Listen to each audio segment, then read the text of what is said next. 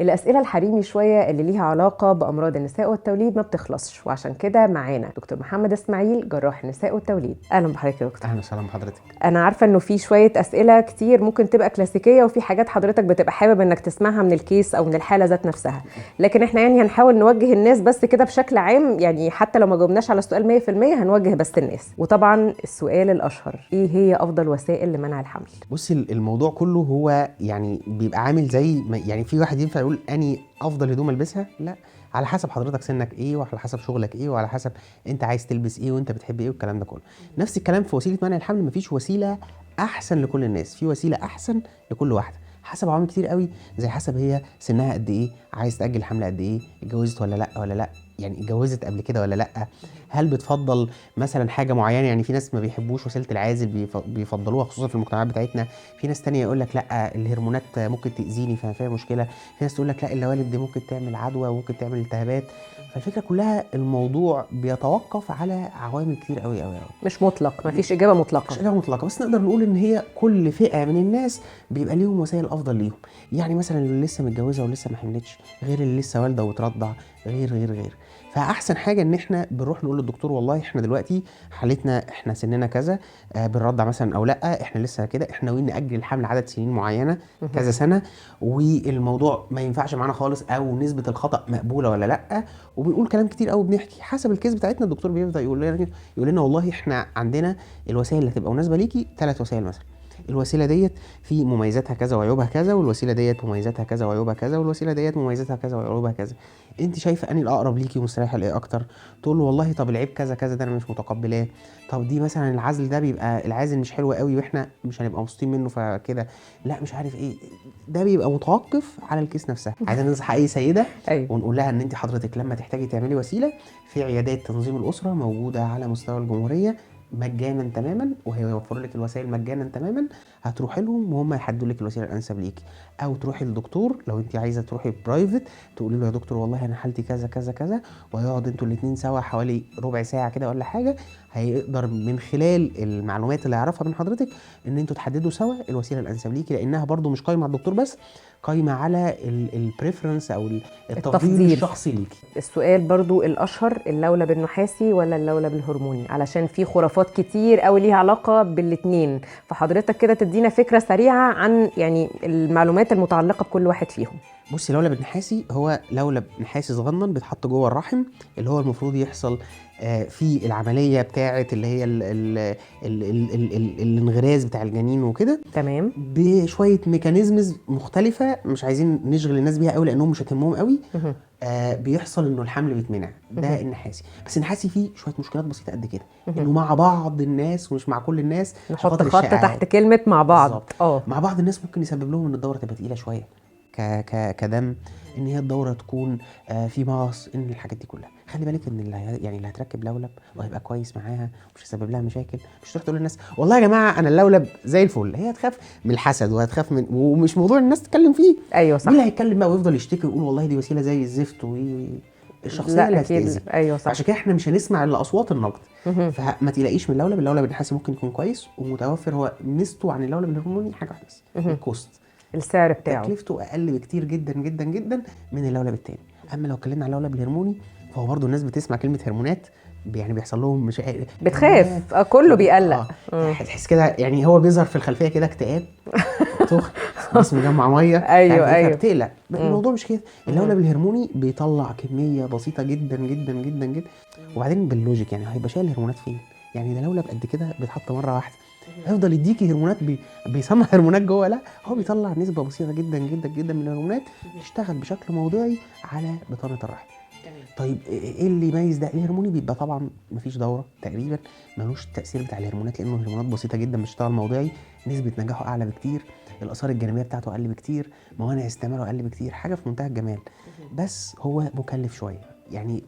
وعلى فكره في حالات للحالات اللي هو محتاجها هيلاقوه برده متوفر في العيادات بتاعه تنظيم الاسره ومجانا. توضيح برضو صغير برضو مكمل للموضوع بتاع اللولب الهرموني ده، علشان خاطر في سيدات لما البيريود او الدوره ما بتجيلهمش بيتخيلوا انه ده هم ده اللي عمل لهم الازمه النفسيه، او هو ده اللي عمل لهم الاكتئاب، او هو ده اللي اي حاجه.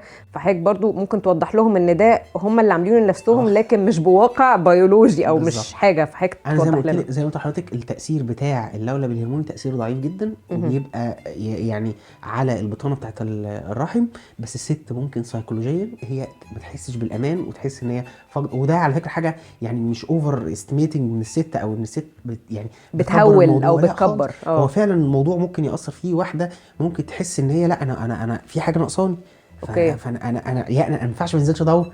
وفي ناس بيتجننوا لو حاجه حصل. في واحده لو الدوره اتاخرت يوم يومين ما تبقاش قادره. هو سيكولوجيا، ودي سبحان الله عند ستات كتير جدا، وحاجه مش هي ما بتهولش ولا حاجه، هي فعلا بتبقى حاسه بكده.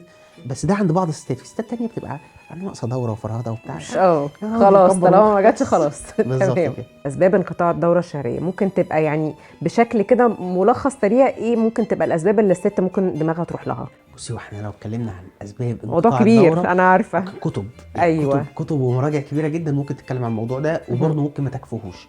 فاحنا بنبقى محتاجين يعني افضل ممكن اللي هو نصيغ السؤال امتى اقلق من انقطاع الدوره الشهريه. بالظبط. خلي بالك برضه ان الاكسبريشن بتاع انقطاع ده، الفكره احنا عندنا يعني مشكله في انقطاع او عدم انتظام. بالظبط. أيوة. في واحده تيجي تقول لك انا الدوره بقى في انقطاع فيها. طب إيه؟ تقعد تتكلم معاها، طب قولي لي شكوتك، يعني انت ايه اللي بيحصل؟ تلاقيها ان هي قصدها ان الدوره بتقطع في الايام، تلاقيها قصدها ان الدوره مش منتظمه، تلاقيها قصدها كده. فانقطاع دي معناه ان الدوره وقفت خالص. ففكره الاكسبريشنز برضو الكلام ده كله ده بيفرق بشكل كبير. نبقى دقيقين بس شويه في الوصف. أيوة. لان الوصف ده ممكن يخلي الدكتور دماغه تروح في حته وتعد في حته تانية خالص، ويخش في احتمالات، وهو اصلا الموضوع مش كده خالص. فعشان كده لازم نوصل الاول، نقول لها طب المعلومه صح. بالظبط. ونفضل نسالها ونعمل. عشان كده برضو بنقول ان مش كل الاسئله ينفع تسال بالتليفون او النت او حاجه. في اسئله بتبقى محتاجه ان احنا نتحاور، وافضل اقول لها طب والله، طب احنا كده، طب احنا الدوره جات لنا امتى، والدوره اللي قبلها امتى، بتقعد كام يوم، بتبقى قد ايه، والحاجات دي كلها. دي كده النقطه الاولى. طب النقطه الثانيه، امتى انا اقلق لو الدوره ما جاتش اصلا في بنوته لما نوصل لسن معين. وبرضه ده بيبقى حسب هل ظهر لها علامات انوثه ولا ما ظهرلهاش علامات انوثه، وفاكتورز تانية. بس لو الدوره جت وانقطعت بقى نقلق لو انقطعت 3 شهور ورا بعض. ساعتها بنبص بقى ونشوف ايه السبب. هل ده حاجه تقلق او لا ما تقلقش قوي، بس دي حاجه تستدعي ان احنا نروح للدكتور. الحمل ده لازم استبعاده كاول سبب، اكيد. ولازم نفكر في حاجات تانية والكلام ده كله. فده كده كاول سبب اللي هو اللي احنا بنبقى شاكين فيه او بنقول عليه كانقطاع، اللي هو الحمل. تاني حاجه الرضاعه.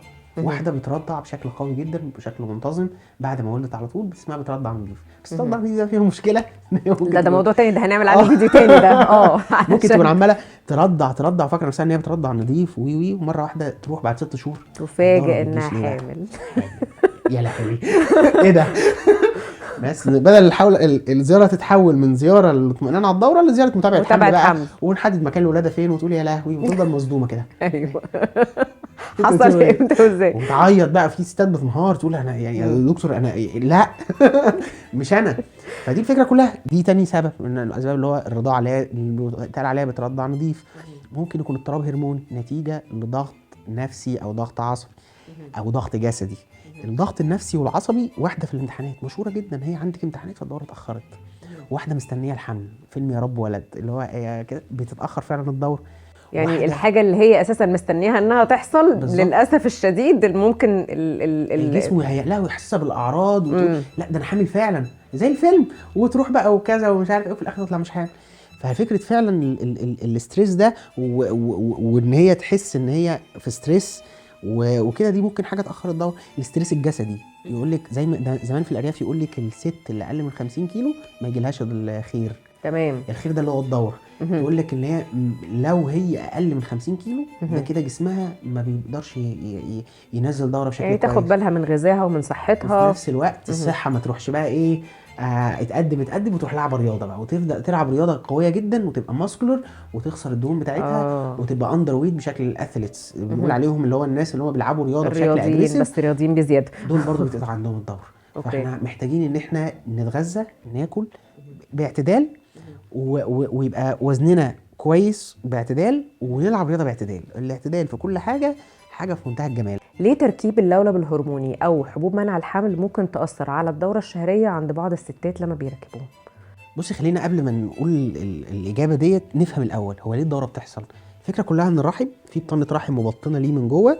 البطانه دي لما بيحصل تغيرات هرمونيه معينه خاصه بالهرمونات وتركيزها في الجسم اللي هو بيطلعها المبيض، بتبدا البطانه ديت تنزل على شكل دوره شهريه. تمام. حلو. طب احنا لما بندي لولب هرموني، اللولب الهرموني ده بيطلع هرمون بسيط جدا بيأثر على البطانه بتاعه الرحم، فبالتالي بيخليها شويه مش بنفس سميكة، الكثافه مش او بنفس السمك. الكثافه بالظبط. فبالتالي اللولب ده اكيد يا اما هيخلي الدوره ضعيفه يا اما ممكن يوقف الدوره خالص. حلو. اوكي. طيب احنا دلوقتي لما بناخد الهرمونات اللي هي بتاعت منع الحمل، اللي برضو بتبقى بتركيز تاني مختلف عن التركيز اللي عن طريق بيطلعه الجسم الحبوب. عن طريق الحبوب، فده بيأثر على البطانه فبالتالي ممكن يأثر على الدوره. فعشان كده الموضوع يعني سهل وبسيط، بس هو الناس بتبقى متخيله ان الدوره طالما حصل فيها مشاكل يبقى انا الدنيا مش كويسه، الدنيا مش متظبطه، لدرجه ان في ناس بيبقى عندهم مشاكل ان الدوره بتاعتهم اصلا مش منتظمه، فتفتكر ان ما بيجيليش دوره او ان الدوره مش منتظمه معناه ان مش هيحصل حمل. لا خالص، مش معنى انه بيجيلك دوره انه ما بيجيلكيش دوره ان انت مش محتاجه تاخدي وسيله منع حمل. لا، الدوره بتاعت المبيض حاجه اللي بيطلع البويضات، والدوره الثانيه بتاعت بطانه الرحم دي حاجه ثانيه خالص. ممكن حضرتك ما بيجيلكيش دوره مره واحده تفاجئ ان انت حامل. اوكي. فده يعني مش معنى ان احنا ما بناخدش، ما بيجيلناش الدوره معنى كده ان احنا ما بناخدش حبوب بس. لا، ده الدكتور هو اللي لازم يتاكد من كام نقطه قبل ما يقول لك لا انت مش محتاجه وسيله. الاخطاء اللي ممكن تقع فيها الحوامل، هنقول ان انا عارفه ان هم ممكن يبقوا حاجات كتير كتير، جداً. بس الحاجات الكومن او الحاجات اللي هي يعني اللي الناس ممكن تبقى كتير جدا جدا بتقع فيها ممكن تسبب لهم مشاكل حقيقيه بجد. بصي، اول حاجه احنا عندنا الستات، وده فعلا والله يعني مش مجامله، بس الستات اللي هم المصريات بشكل عام حمولين بدرجه يعني لا تتخيليها. وممكن لو حست ان في مشكله في البيت او ازمه فلوس او حاجه تتجاهل اعراضها عشان ما تشتكيش وتزعج جوزها وتقول له لا وندفع والكلام ده كله، فتقول لك لا لا لا لا كده كويس. تخش تدور على النت هل الترجيع طبيعي في الحمل، تقول لك يحدث نسبه كذا كذا انا كويس، وترجع وتدوس على نفسها عشان خاطر مش عايزه ان هي تروح تشتكي وتبقى شايفه ان هي كده بتخدم جوزها وان هي كده. نفاجئ انه بيحصل بقى تطورات تطورات تطورات، ممكن يحصل لها قيء مستعصي تضطر ان هي تتحجز للمستشفى او الرعايه. فاحنا عايزين اول حاجه نعملها ان احنا نعرف ان التجاهل في الحمل وتجاهل اعراضك والاعتماد على النت فقط وان انت تبقي كتومه وان انت ما تشتكيش دي اكبر غلطه ممكن تغلطها اي حامل. طب يا دكتور الظروف الماديه وكده مش مشكله، هتروحي الوحدات الصحيه القريبه ليكي الكشف بجنيه او مجاني تماما. يعني دي تاني غلطه ممكن نعتبرها اللي هي متابعه الحمل. الناس كتير جدا بيتجاهلوا متابعه الحمل رفاهية. خصوصا بعد بيعتبروها رفاهيه، خصوصا بعد البيبي الاولاني بيعتبروا ان اللي جاي بعد كده خلاص خلاص احنا بقينا تمام. لا انا عايز اقول لك ان متابعه الحمل ضروري، خصوصا عشان خاطر أكيد. الدكتور في الاخر يعني بغض النظر عن الفوائد الكتير قوي اللي بنعملها عشان متابعه الحمل واستبعاد المضاعفات والكلام ده كله، الدكتور بيأهل الحامل في الاخر ان هي تستقبل الحدث بتاع الولاده، وده حدث كبير، حدث الام ممكن تفقد فيه دم ممكن. وعايز اقول لك ان الحامل للاسف يعني انت لما تلاقي لو سمعتي عن حدث مش كويس في ولاده او حدث مش كويس مع واحده بتولد، بتلاقي ان الامور بسرعه راحت في حته مش كويسه. متابعه الحمل الهدف منها ان هو الدكتور دايما يحرص ان الام والجنين بتوعها الاثنين ماشيين بشكل كويس وبشكل تمام وان الامور كلها كويسه. لان لو بدا يحصل اي حاجه لو لحقناها في بدايتها، حاجه زي الانيميا، غير لو راحت لمستوى مش كويس حاجه زي سكر الحمل لو اكتشفناه من بدري وبدانا نتعامل معاه بشكل كويس وبقى كنترولد، غير لو الدنيا بقتش كويسه وهي ما اكتشفتهوش. في حاجات كتير قوي بيحصل لها سكريننج، برضه حاجه من ضمن الغلطات اللي ممكن نقول عليها الغلطه الثالثه اللي هي ال4 دي او اللي هو الانومالي سكان. الناس بتبقى كده، الناس بتبقى متخيله ان هو شكل من اشكال الرفاهيه وان انا عشان اشوف البيبي وبيبي جميل وبتاع وكيوت وكده. لا خالص، الموضوع مش كده. الموضوع ملوش علاقه حتى بالشكل والكلام ده، على قد ما احنا بنطمن ان مفيش تشوهات. طب يا دكتور لو في تشوهات ما هنعمل ايه يعني؟ ما لو في تشوهات اكتشفناها في اول 3 شهور دي حضرتك ممكن يعني حسب الديانه بتاعتك ومعتقداتك تاخدي فتوى ان البيبي ده ممكن ينزل، فما تخلوهوش يعاني وما تعانيش انت كمان. طيب علاج حاجه زي كده ايه يعني؟ هل بيبقى بس مجرد ان احنا بنحسن الحاله النفسيه ولا في دواء، في حاجه ممكن تحصل؟ في ادويه بتتاخد وفي حجز في المستشفى في الحالات اللي ممكن يبقى فيها خطر على الام والجنين.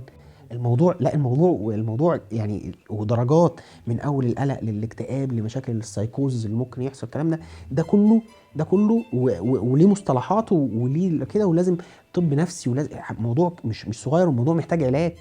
طب احنا نقدر نعمل ايه؟ احنا نقدر اول حاجه ان احنا نقفش الموضوع في اوله. يعني الدكتور في متابعه الحمل او حتى هي الحامل لو عايز تقول، لان ممكن الحامل تبقى مبتسمه وهي من جوه يعني عندها مشاكل كتير جدا. فالاول المفروض اول حاجه تعملها ان هي لو عندها اي شكل من اشكال القلق، ولازم نفرق بين القلق اللي هو الزايد عن اللزوم والطبيعي اللي ممكن يحصل في الحمل بس لازم نتعامل معاه في بدايته، والاكتئاب اللي هو اللي انا خلاص ما بقاش في حاجه تبسطني، حتى الحاجات اللي هي المفروض تبسطني ما بقتش تبسطني. والاكتئاب اللي هو الشديد او اللي هو السيفير ديبريشن، اللي هو انا ما فيش حاجه بتبسطني وبدات ابقى مهمله في نفسي. والسايكوزز اللي هو بقى انا بدات اتخيل حاجات مش حقيقيه. دي كلها حاجات لازم نهتم بيها، ولازم نرمي جانب من ده للام ونوعيها بده عشان تشتكي. لما بنشوف واحده حامل بلاقيها ان هي ما بتبتسمش، متضايقه، مهمله في نفسها وهي ما كانتش كده. بدا يحصل لا دي الحاجات دي بنلاحظها، بنقول لها هو انت في حاجه، في مشكله؟ طب قولي لي انت كده، طب انت بتخرجي، طب انت كذا، طب انت، وهو له والله خلي بالك منها كذا كذا كذا، لو حسيتي باعراض 1 2 3 4 بلغيني، ممكن ناخد حاجه تانية، واحيانا بناخد ادويه نفسيه في الحمل مفيش مشكله، بس ما نفقدش البتاع. طيب هل الحاجه دي ممكن بتروح لوحدها مثلا او بتهدى شويه لوحدها بعد الولاده بشويه؟ بس ليه يعني دايما في علاج؟ ليه نعاني؟ ليه المعاناه؟ يعني ليه ما بقول لك هي دي ثقافه الست المصريه، المعاناه. استحملي، انت امراه حموله، انت واقفه في ظهر جوزك. ولو هي اشتكت كتير، الناس اللي هم للاسف برضو في حاجه انا بنصح بيها كل الازواج، اي مشكله تبقى جوه بيتك ما تخرجش بره. السفر بالطياره او حتى السفر بالعربيه لمسافات طويله بالنسبه للحامل، يعني حضرتك لو تدينا تيبس ليها علاقه بالحالتين. بص اقول لك على حاجه، في العادي وكل المراجع العلميه، طالما الحمل امن ومفيش مشكله احنا نقدر نسافر مفيش مشكله، طالما ما قربناش قوي من الولاده. حلو. وبعد اذن الدكتور برضو الطبيب المعالج، دي حاجه مهمه جدا لانه عارف حالتك اكتر منك، ممكن تكون شايفه ان الامور تمام وهو ليه راي تاني. فاول حاجه بنعملها ان احنا نستاذن الدكتور. طيب انا بالنسبه لي انا بقول لك ان بره هتلاقي بره الناس بتقول عادي سافروا والكلام ده كله، وهنا هتلاقيهم بيقول لك لا خلي بالك. ليه؟ لان لو حصل اي مشكله وارد جدا انه يحصل مشاكل. اول واحد هيتحمل المسؤوليه الدكتور. انت قلت لي اسافر ليه؟ حصل لي كذا وكذا وكذا. بيحب طبعا يبرئ نفسه من المسؤوليه، بيحب ياخد الايه الطريق الامثل والامن. سيفست سايد. بالظبط. فاحنا لا، احنا بنقول لها مفيش مشكله، لو ما عندناش وجع من تحت، ولو ما عندناش نزيف بينزل علينا وامورنا طيبه والدنيا تمام، سافر. بس اتاكدي من حاجتين. اول حاجه ان انت حضرتك الطريق السفر ده مش طريق متعب. يعني مش طريق متعب، يعني يكون طريق مريح، طريق مش مكسر، طريق ممهد، طريق عليه خدمات، عشان خاطر لو حصل اي حاجه تنزلي تريحي كده ما يبقاش فيه خطر. تاني حاجه تتاكدي المكان اللي انت مسافره له بيكون فيه خدمات طبيه. ما تقوليش انا رايح كامب في الصحراء والله العظيم لو حصل لك طوارئ تلاقي حد يسال فيكي، اجري بقى. بالظبط. وممكن تحصل. الحاجه الثالثه ايه الوسيله بتاعت السفر. الطياره في ناس بيبقوا متخيلين الضغط العالي ممكن ياثر فمش عارف ايه، لا الكلام ده غير صحيح. احنا مشكلتنا في السفر في الطياره حاجتين.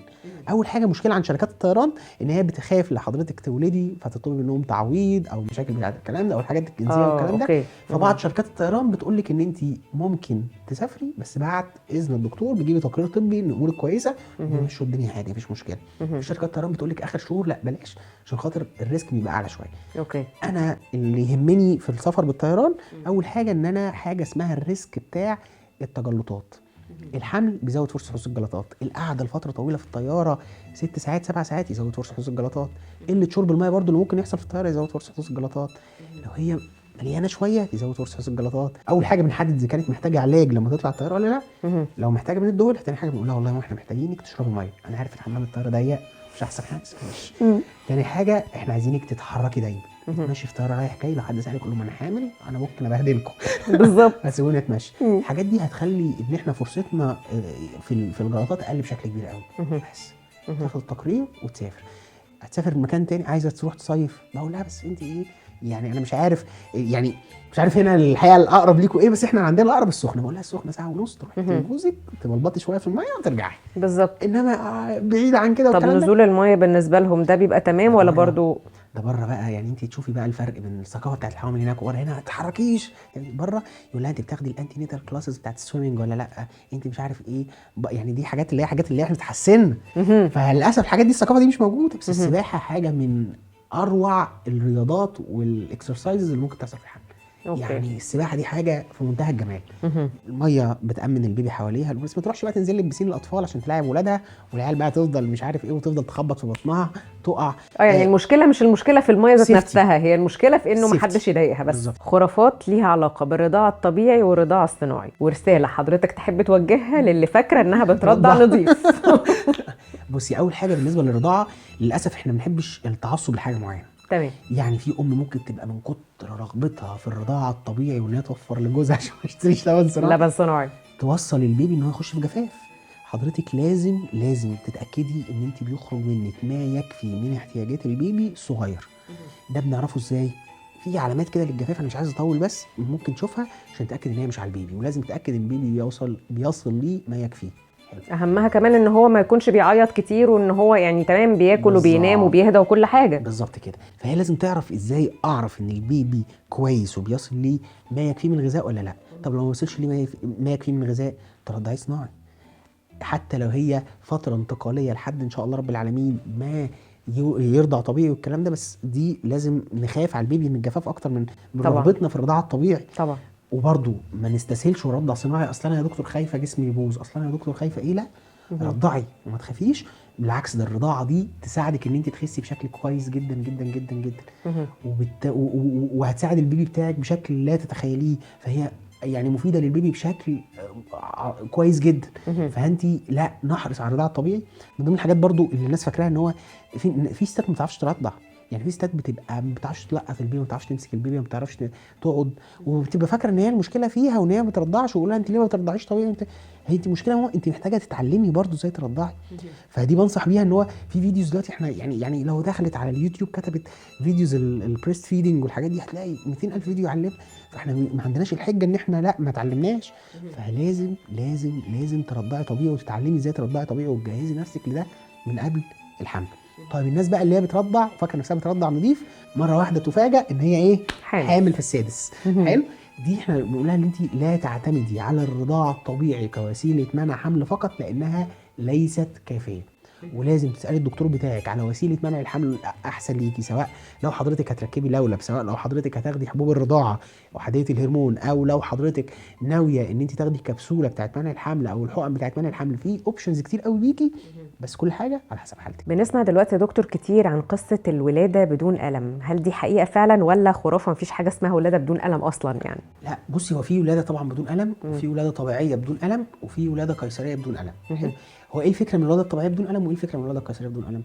الفكره في الولاده الطبيعي ان هو لما الطلق يشد على الام بشكل كبير قوي ان هي ما تحسش بوجع وبتخف من عليها الوجع. والولاده القيصريه اكيد مش عشان خاطر في واحد يقول لك هو انا عشان معيش فلوس هتعذبوني مثلا وتولدوني بألم. لا، الموضوع مختلف عن كده. هو الفكره كلها اللي هو فتره التعافي ان هي ما تحسش بألم ما بعد ما بعد. تمام. طب نتكلم الاول عن الولاده الطبيعيه بدون الم. الولاده الطبيعيه بدون الم هو في ليها اكتر من طريقه ممكن نسكن الالم، ومش عايز اشغل بالك قوي بالتقنيات اللي هي وازاي بنعمل كده والكلام ده، الا اني عايز انصح الامهات نصيحه بسيطه جدا. ممكن ما تحسيش بألم والطلق يبقى شغال والكلام ده كله، بس احنا بنفضل دايما في الولاده الطبيعي ان هو نسيب الطبيعه تسوق. امتى بنتدخل واحنا دورنا ايه كدكاتره في الولاده الطبيعي؟ ان احنا نتابع سير العمليه ونتاكد ان الجنين كويس والام كويسه وتقدم الولاده بيمشي بشكل كويس. اوكي. لو الثلاثه كويسين احنا مبسوطين، احنا بنتابع بس وانس ان احنا لقينا ان في اي مشكله المفروض بنتدخل بما يكفي المشكله. ما نستخدمش حاجات بشكل غير ضروري هي الام مش محتاجاها. الحاجات دي زي محفزات الطلق اللي هي اللي بتخلي الطلق يزيد شويه، لان احنا كده ممكن نسبب مشاكل. الحاجات التانية ان احنا ما نستعملش حاجات بدون ألم عشان خاطر ندلع الام وهي مش محتاجه لده. احنا عايزين كل حاجه نستعملها في موضعها. احنا ممكن نستعمل الولاده بدون ألم في موضعها يعني طبعا. احيانا الام بتبقى خلاص مش قادره، هيغمى عليها، يعني نسيبها؟ لا طبعا. لا. لو اغمى عليها فاحنا عمليه سير الولاده مش كويسه والام مش كويسه والجنين ممكن ما يبقاش كويس. فاحنا بنبقى عايزين ان هي نسبورت ازاي؟ ساعتها اللي بدون الم يكون ضروره في حالتها، يعني حاجه مهمه جدا. فعشان كده بنقول لها لا كده. بس احنا لو سيبنا الموضوع للام هي ممكن تحس ان هو انا مش كويس. لا، احنا بنسيب هو في علامات او حاجات معينه بنعرف منها الامور كده ولا لا. لو الدكتور يعني ان شاء الله يتناقش بتوجيه من الدكتور يعني علشان بالظبط. طب احنا في وقت تاني برضو من الاوقات بتلاقي الولاده واقفه جامد جدا لان الام تعبانه وعمليه الاخراج دي انا بشبهها دايما لو واحد دخل الحمام او واحده دخلت الحمام، ما هو محتاجه شكل من راحه عشان خاطر يحصل العمليه دي. لو هي مش مرتاحه وتعبانه بشكل كبير قوي مش هيتم، ممكن ياثر. فساعتها بنلاقي الولاده واقفه بشكل كبير قوي. في سيتويشن معين ممكن لو لقينا الام تعبانه نتناقش معاها فكره الولاده بدون الم وهل احنا محتاجينها دلوقتي ولا لا. فدي السيتويشن بتاعها. طب احنا لو خدناها كابيوز، اول حاجه احنا بنفقد شويه حاجات ممكن زي الحركه بتاعت الام. الحركه بتاعت الام دي حاجه في منتهى الاهميه، وان هي تفضل تتحرك طول ما هي عليها الطلق، نخلي الجاذبيه معانا، نخلي الامور كده الدنيا تبقى احسن بكتير طبعا. طب احنا لا، ده احنا محتاجين ان احنا ما ننامهاش على السرير على طول، بالعكس محتاجين نتحرك. طب لو احنا ادينا بدون الم فقدنا مش هتحس بحاجه الحركه، فمش هتتحرك. فقدنا العضلات الاراديه، فقدنا حاجات كتير قوي. مهم. الضغط بتاعها ممكن يتاثر شويه، طب ده ممكن ياثر على البيبي بشكل او باخر. حاجات اه. بسيطه كده كده بتبقى تابع تحت المتابعه. بس مهم. احنا ليه طالما مش محتاجين ده فما مهم. بتاخدش بشكل من اشكال الرفاهيه، احنا بناخده وانس نيدد. مهم. ده بالنسبه لو لنا طبيعي. محتاجينه بنعمل كده. بالظبط. تكيسات المبايض ايه علاجها يا دكتور؟ ويعني هي اساسا بتأثر على يعني الست بشكل عام ازاي، سواء كانت هي لسه هي متجوزة او مش متجوزة، بتأثر ازاي؟ ولو موجودة هي ايه علاجها؟ بصي المشكله كلها ان دايما الست يعني ومعظم الستات بيبقوا عندهم بيرفكشنزم، هم عايزين كل حاجه تبقى بيرفكت. ده اكيد. فوانس ان هي وانس ان هي دلوقتي راحت مهم. اشتكت من اي حاجه، مهم. فشعر زايد بتعمل ليزر، فالدكتور تقول لها لا روحي للدكتور النساء. الدكتور النساء يقول لها عندك تكيسات، تقول يا لهوي تكيسات يعني مش بيرفكت، انا عندي مرض، طب ايه علاجه، طب مش عارف ايه كده. راحت في تاخر انجابي يقول لها انت عندك تكيسات، طب انا ايه علاجه، طب انا الكلام ده كله.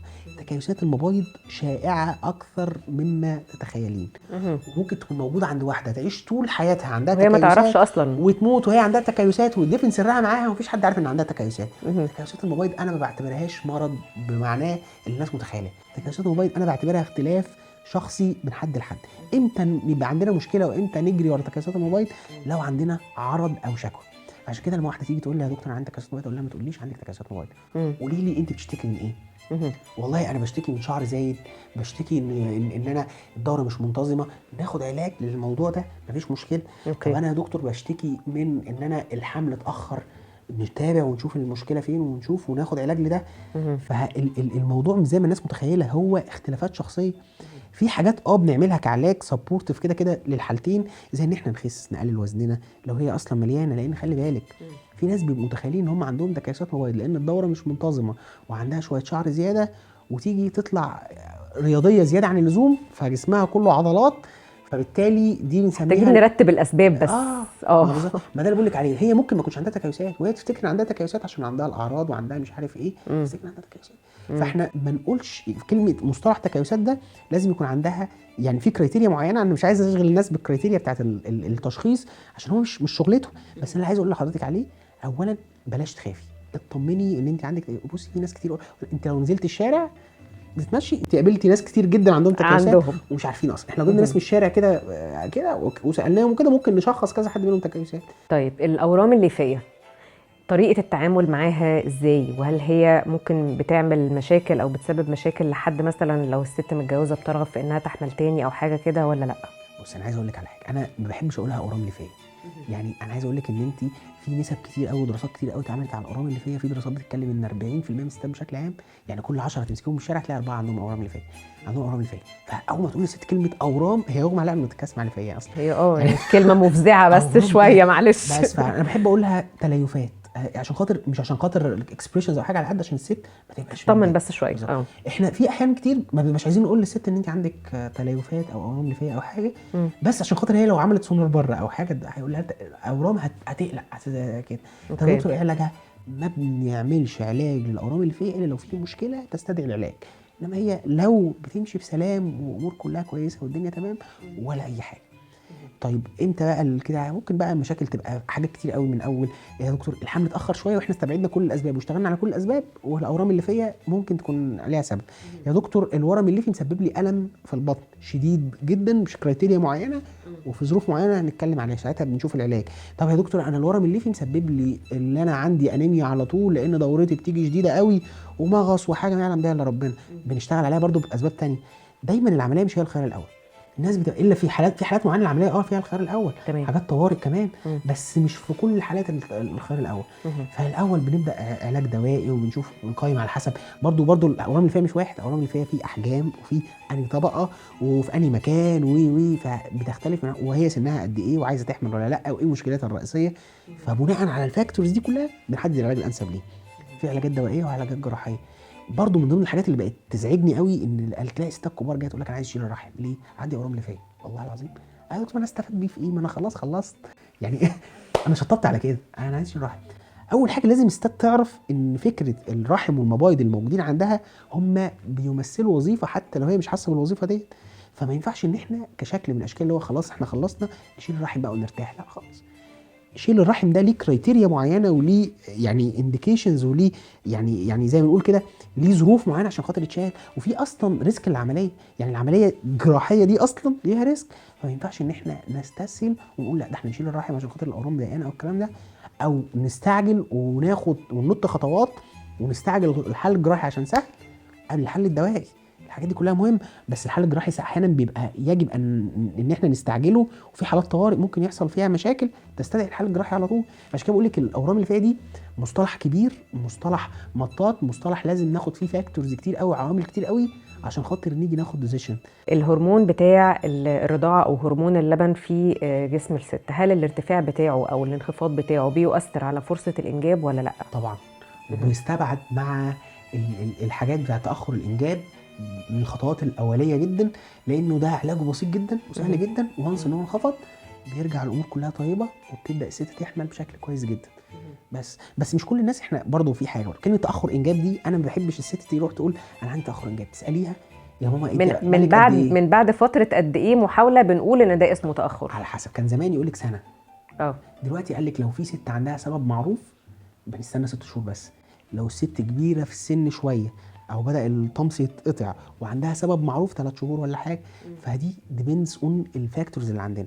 بس انت لو بنوته صغيره اللي معظم اللي بيشتكوا لسه متجوزه، وبعدين بقى في ناس تيجي تقول لك انا كنت مأجله الحمل لمده 9 شهور وجربت المره اللي فاتت ما حصلش حمل، والله انت هنهزر كده. ناس تقول لك انا جوزي اصلا مسافر ومتجوزه بقالي 2 سنين. طب يا ماما انت لازم انت وجوزك يبقى في قاعدين مع بعض في نفس البيت، الدنيا منتظمه، الامور كويسه، ونقعد سنه على الاقل عشان نيجي نقول تاخر انجاب. لان عايز اقول لك ان نسبه مش قليله من الناس ما عندهمش اي مشكله والحمل متاخر وبيجي بعد سنه او بعد 2 سنين. فاحنا اللي عايزين نقول لها ان انت مش على طول نعمل الفحوصات دي مكلفه جدا، خصوصا فحوصات تاخر الانجاب، وغير ان هو الضغط الاستريس النفسي. بصي المشكله كلها عشان برضه نبقى عارفين، هي دايما البنوته بتبقى تحت الاستريس بتاع الاهل، من ضغط الاهالي، مفيش حاجه في السكه، مفيش حاجه في الطريق، مفيش حاجه كده. فانا دايما لما يجي ازواج جداد كده اول حاجه بقولها لهم، لو في حد معاهم اقول لهم اطلعوا بره، اول حاجه بقول لهم بصوا احنا الاثنين هنتفق على اتفاق احنا الثلاثه كده، اي حد هيسالكم احنا ليه مأخرين الخلفه بنقول لهم احنا بنستمتع بحياتنا، مالكوش دعوه بالظبط، احنا مش هنضيع عمرنا زيكم. دي بتريح البنت بشكل كبير قوي، بتريح الراجل، لانها بتحسسهم ان ايه مفيش عيب مفيش مشكله، وبتخلي الناس يخلوهم في حالهم من غير اي ايه كده. ودي بتبقى حاجه في منتهى الجمال وبتحل المشاكل كلها. وبنخليهم نقول لهم تجونا ان شاء الله ان شاء الله بعد سنه من المحاوله، وما تخافيش وما تقلقيش، وطول ما انت مضغوطه مش تبقى احسن الموضوع حاجه، مش هيحصل، سيب الامور هتحصل لك لوحدها. شكرا جدا لحضرتك يا دكتور، ويا رب نكون جاوبنا على كل اسئلتكم. ولو في اي اسئله تانية اكتبوها في الكومنتس ودكتور محمد ان شاء الله هيرد عليها. وما تنسوش الفولو واللايك والشير عشان نفع يوم.